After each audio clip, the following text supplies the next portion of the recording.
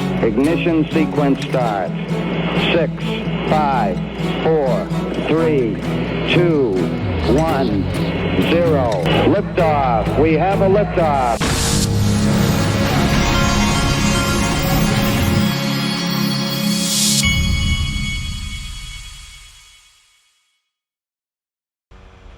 Hey everybody, this is the Digital Asset Investor, and I wanted to show you this. This is a company that's on the link to my sponsor. It's on their platform at litecoin.com. There was this article today, American drone startup notches rare victory in Ukraine. I do not subscribe to the Wall Street Journal, but here's the article on that. But I did want to show you how cool what these guys do is. This is from their YouTube channel. Watch this. The greatest victory is that which requires no battle. This is an awesome company.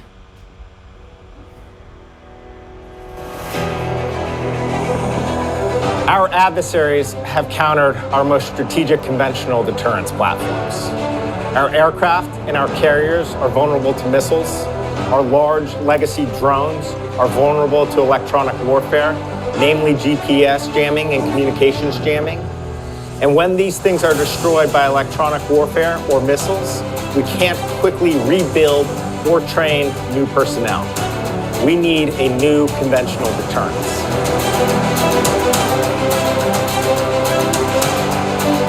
I think VBAT teams will transform the modern battlefield. After watching VBAT teams operate, I think a baseline test to validate with U.S. or allied forces is that there should be operational flights proving a single human operator should be able to control a minimum of 5+ aircraft.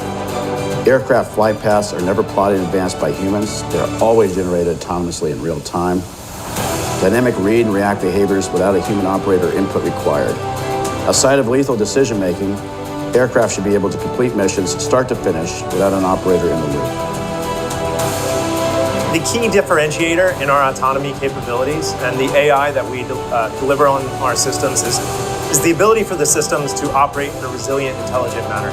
That is, to really think for themselves, to adapt to varying conditions, to operate with or without human input, to be able to navigate conditions where communications may be degraded or denied, where external information may no longer be available. These systems still are able to operate even if they can't communicate with each other. And when they can communicate with each other, they can then progress and coordinate as a team.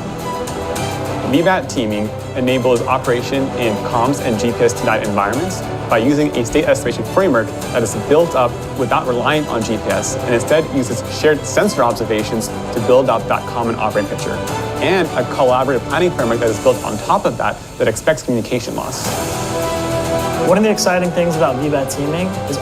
Okay, I just wanted you to see some of that. Now, Link2 does, today, they have Shield AI on the platform, and they lowered their minimum investment to $2,500 until, I think, midnight Pacific time tonight. You can go to linqto.com, or you can download the Link2 app.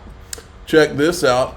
I love looking at these charts of how long XRP's been in the consolidation range. XRP has survived brutal drops, 95%, 96, 85, only to launch into epic bull runs each time. Now with the price compression tightening, check this out. I mean, this was, I was there, okay? This right here, in fact, this right here is from this to this was after I had gotten in crypto and it had crashed, and I just put my XRP away and forgot about it and woke up right in here, and that's when I realized this thing was real.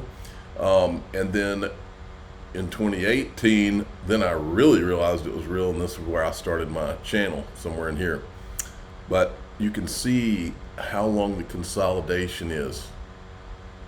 There's no question in my mind that we're going to get to see the big one. Here's the job numbers. Uh-oh, Kamala. Jobs report, and the prophecy came true. Jobs light, 12,000 in non-farm payroll. That is the lightest going back to December of 2020. All right. If you want to see this country boom, This would be the ultimate Donald Trump checkmate right here. Abolish the income tax. It's official. Donald Trump wants to abolish the income tax. In a much anticipated interview with Joe Rogan, Trump said the country should return to the late 19th century when we had no income tax at all and funded the federal government with tariffs. Now, for months, Trump has been making it clear he really does not like the income tax. He's promised to exempt tax on tips, Social Security, overtime pay, first responders, and even 18 million veterans. I kept hoping he would come out and just break up with the income tax once and for all, and indeed he did. So what if we end the income tax, laying off all 93,643 IRS agents so you can keep every dollar you earn? Will Washington have to run on bake sales? Well, the income tax currently costs the American people $2.4 trillion a year. Trump proposes to replace it with tariffs of 20% on everybody but China, who gets an extra special 60% tariff. Altogether, that might bring in about $900 billion a year. This would grow America's economy like rocket fuel. I run through some numbers on the free Substack, but maybe near term we're talking a 20% increase in the economy, so about a $15,000 raise for the typical American family. Note that's on top of the $18,000 of income tax you would no longer have to pay. Knock off $3,000 for the tariffs and you get about $30,000 in additional income for the typical American family, close to $3,000 per month. Keeps getting better because going by low tax countries today, or America before the income tax, we might expect a doubling of annual economic growth. So 5% growth would be the new normal. My question is, why is Donald Trump the only politician in my lifetime who has brought this obvious common sense thing up? It's because on both sides, they're all corrupt, folks. That's why. Speaking of corruption, Jed McCaleb, I still want to know, how was Jed McCaleb not included in the Ripple lawsuit and allowed to sell huge amounts of XRP during the lawsuit? This is a clip from Jed McCaleb, who doesn't come out much at the Meridian conference. Regulatory headwinds were kind of the reason why. What are they talking about regulatory headwinds for?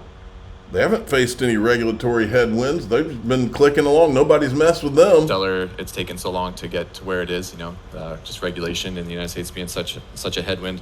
If that gets ironed out, where do you see Stellar in 10 years from now? Yes. Kind of asked earlier, but Yeah, I mean, it's not just in the U.S., it's like worldwide, right? And it's not the only reason, but it's one of the major reasons is we work with on and off ramps all the time. And by the way, if I was on stage with Jed McCaleb, my question would be very simple.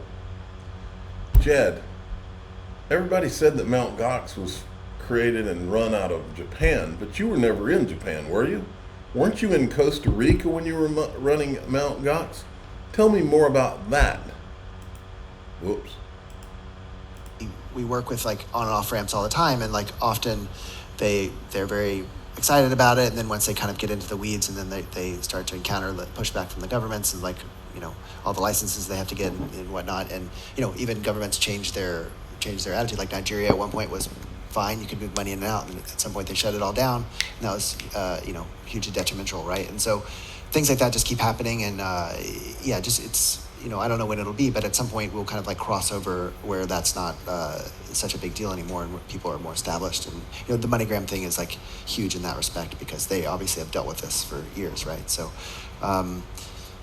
So the second part was what will look like after that? Yeah, I mean, in 10 years, hopefully. I mean, again, from the beginning, we've been trying to build this global Venmo. That's what we want to see. So hopefully that is what transpires, right? Because that is, it sounds kind of simple, but it would be hugely impactful to be able to send money instantly in small amounts all over the world. So, yeah.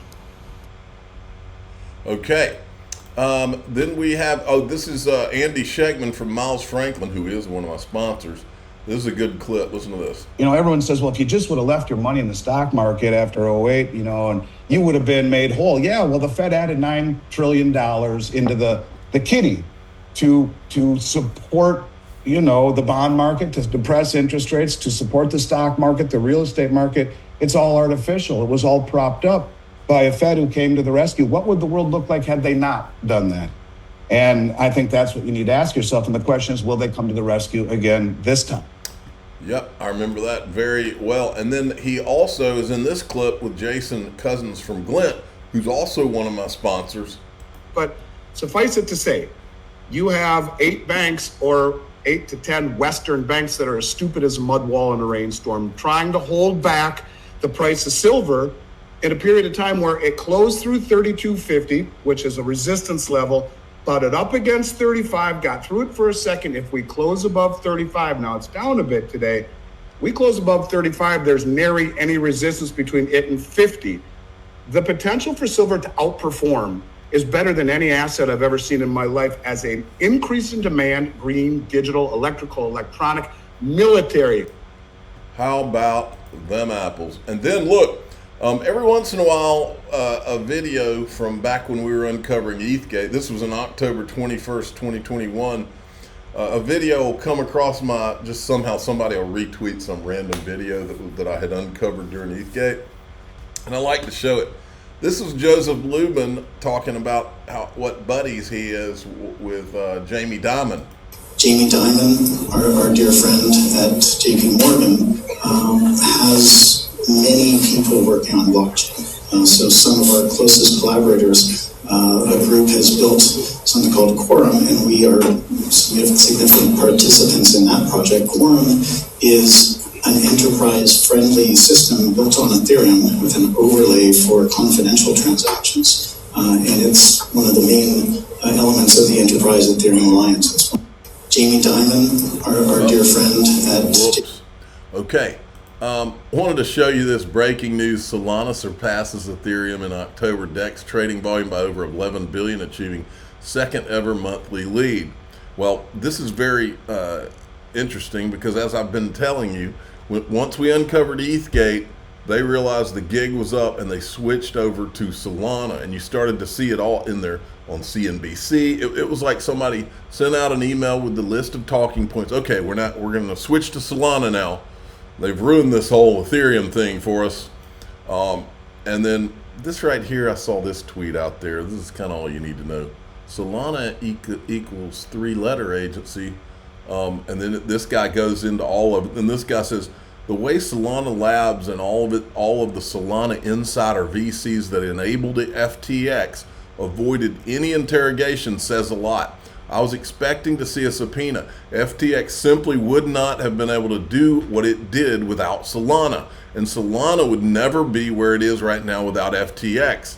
And what are you seeing now? Now you're seeing the Sullivan Cromwell, Jay Clayton's law firm, help to make those investors whole. They all spent the last 6 months pumping the Solana price through their whole media machine.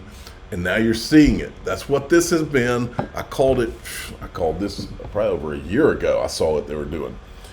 And it's so obvious. Now, let me show you what else is obvious. In DAIXRP.com, here's what we're going to do. We're going to talk about retribution and the upcoming election and what I think what's coming. If the good guys prevail, I'm going to show you what I think is coming. All right. I'm the digital asset investor. I'm not an investment advisor. This is for entertainment purposes only.